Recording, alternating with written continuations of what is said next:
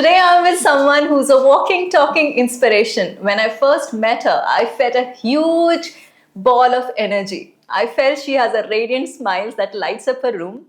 She's very bold, charismatic, has her own character, has her own voice, and it's something that's very unusual for people to find. So, guys, today we have with us a very special guest who is not only a motorcyclist coach, she's also been recorded in the Limca Book of Records.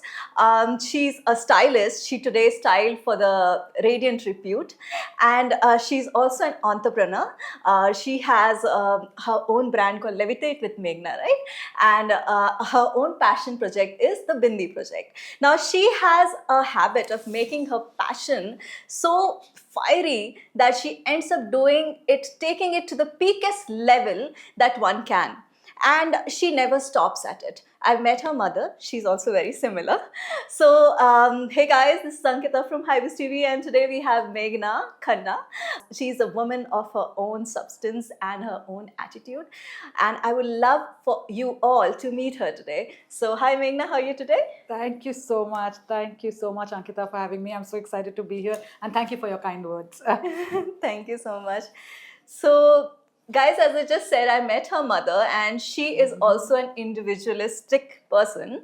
Of her age, she's also a badminton player, and I'm sure that some of these qualities have gotten into her as well for being such a strong, woman that she is today. So, could you tell us what made you who you are today into all these things that I think very few women can imbibe everything that you have done? I think that as women, we are always a little hard on ourselves, like you said, you met my mom, and in my head, my mom, she did everything. She also had a career. She brought up her children. She also supported my father, who was a fighter pilot in the Air Force. She made sure that everybody felt warm, welcomed. She would cook really great food. She would teach people how to stitch clothes. She was stitching her own clothes. She would also teach people how to do that. And I felt that I learned nothing. Okay, I felt like I learned nothing. So when you talk about being talented or individualistic, I was always out of the house. I was a bit of a tomboy, like what you would call. And I was always, when I compare myself as a mother I am today, and I compare myself with my mother, I feel like a bit of a bad mother. I don't feel like, such a great, and I always think that my mother is always in such, I put her in high, on a high platform. But having said that, of course, it's just a quick thing I want to share, like just hanging out with my daughter. She's about 10 years old, and my mom. And she just told me last night, she's like, Nani is the fiercest grandmother I know. And then she's like, just like my mama. And she's like, oh, actually, my mama is like my grandmother. So, just coming to that. And I think that each woman sits on the shoulders of her mother and her grandmother before her to see the world and to see perception and, the whole point of view and the attitude comes from each woman before us. So I'm very blessed to have that backing and support.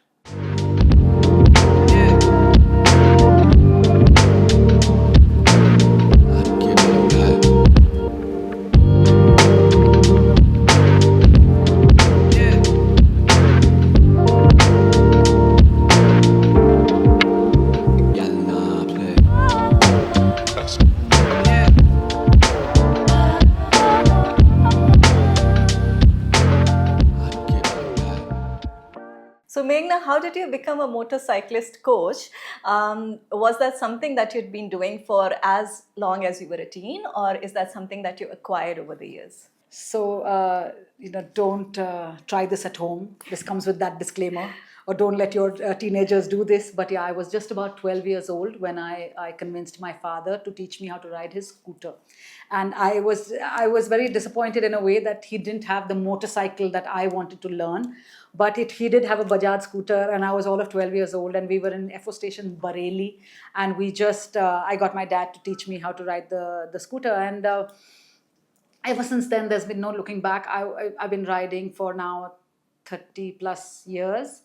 I started with the scooter, then I went to Yamaha, to KB, to all the motorcycles that were there available to me, and I rode Enfield when I was 15. And from there on, I went up to Khardungla, in 2005, and there's been no looking back. So teaching people how to ride, be it women or actually before I've taught men as well, it's about a matter of confidence. And a lot of times people feel that weight of the motorcycle is so much that they're not going to be able to, manage it. But the moment that a woman gets on the motorcycle and the motorcycle starts moving, the joy on their face is just so beautiful that, I think my job is done there. So it gives me a lot of power to share that power with them. I think for a lot of people it's cars, but for few of us it's more about the air that you feel when you're riding a scooty or a bike. You feel a sense of freeing. Yes. You are on your own and there's nobody around you, and it's just a beautiful thing to be. So can you talk about how did you got into the Limca Book of Records? What was the achievement about? So in 2005, that I rode out with the first Himalayan Odyssey organized by the Royal Enfield Motorcycle Company in 2005. And I was the first Indian woman to ride up to Khardungla, which is the highest motorable pass in the world. And that's what took me to the Limca Book of Records. And like you said, about riding a motorcycle versus driving a car, I think that a motorcyclist only will understand why a dog sticks his head out of the car, when you have the window down and you stick your head out. Because it's that, like you said, it's a feeling of freedom, and it's a sense of feeling that wind against your body, and that kind of openness and that kind of experience is not felt in a car. So when you were riding in Khardungla, I believe it's a high altitude ride, right? What are some of the challenges that you faced personally? Because it's not a smooth terrain, it's a very difficult terrain. And being a woman and doing that, could you tell us how easy or difficult was it for you? I'm sure it was very, very difficult. So, if you could just put a light on that as well. So right now, I think that the roads in Ladakh have been redone, I'm sure. And this was more than almost 20 years ago. So there were no roads. I have photos that say that, the road surfacing is planned in 2006. There were no roads. There were such big, big rocks that we would have to kind of ride over. And it's not easy. It's on, and that's why it's on every motorcyclist's bucket list to reach that highest motorable pass. And like you said, sometimes you forget to breathe, sometimes you're just so involved in the road in front of you that you just forget to exhale, and you just have to keep telling yourself, because you're in a high altitude area, you have to hydrate and you have to breathe, you have to take deep breaths to keep yourself, going and keep yourself healthy in that sense. And it was difficult, but again, it was a very empowering experience. The first, it was a 14-day trip, it was a 2-day trip, and I had the first 12 days were just fabulous. I had rode, it was great, I had no mishaps. And on the 13th day, we had black ice on the road, which is like this thin form of ice that is formed on the bad road, and you're riding over, and it's very slippery, and it's very, very dangerous. It's a nightmare for a lot of motorcyclists, and very slippery.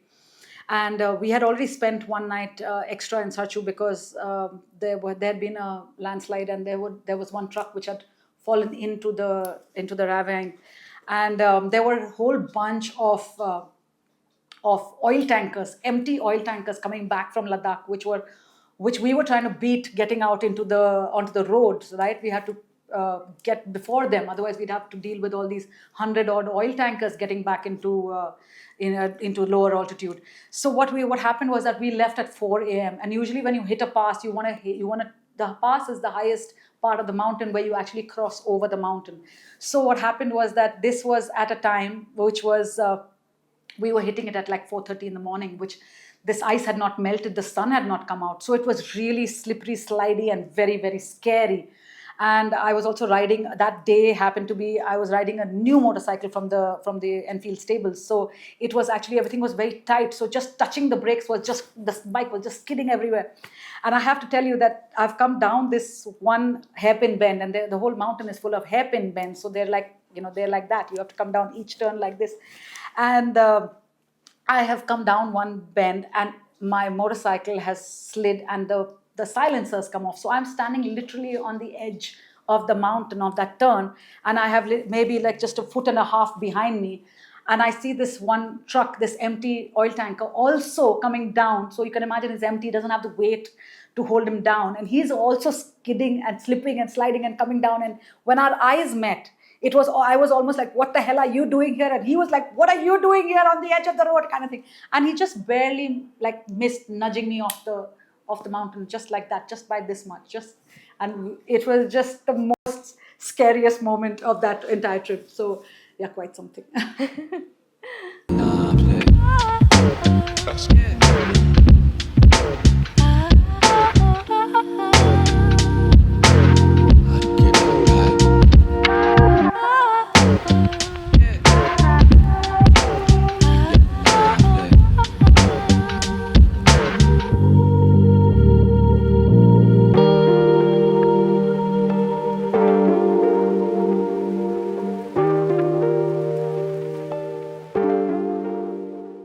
Oh my God, Meghna, that sounds like an adventure.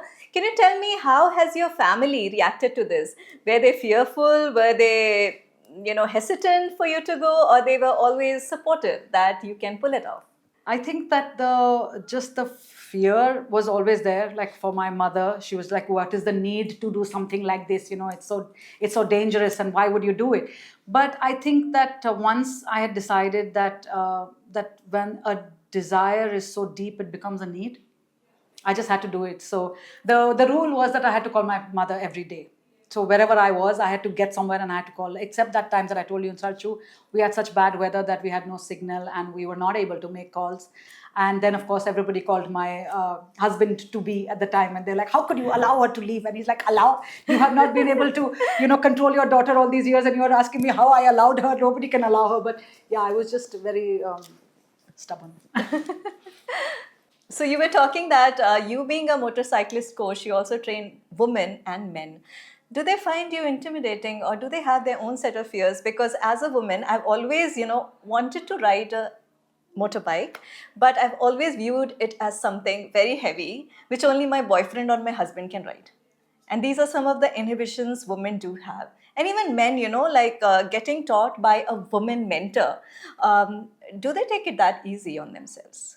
Such an interesting question. So, as far as the men have been concerned, it's been friends, and it's been, of course, it's been where they pretended that they were riding, like they were pretending to teach me when they were sitting behind me. These friends of mine who couldn't ride. So it was a bit like that, and. But with the women, it's like also we come with such inhibition, and we come, like you said, the weight of the motorcycle, it's quite a lot. And actually, when you balance it, you can actually hold it up with one finger, and that is the truth. Okay, you can actually use it with just one finger. You can balance the motorcycle, but that fear is so much that holds us back, right? It just holds us back from doing so many things actually in life. And as I said, dar ke aage jeet hai. So you have to really come and experience that for yourself. Okay. Yeah.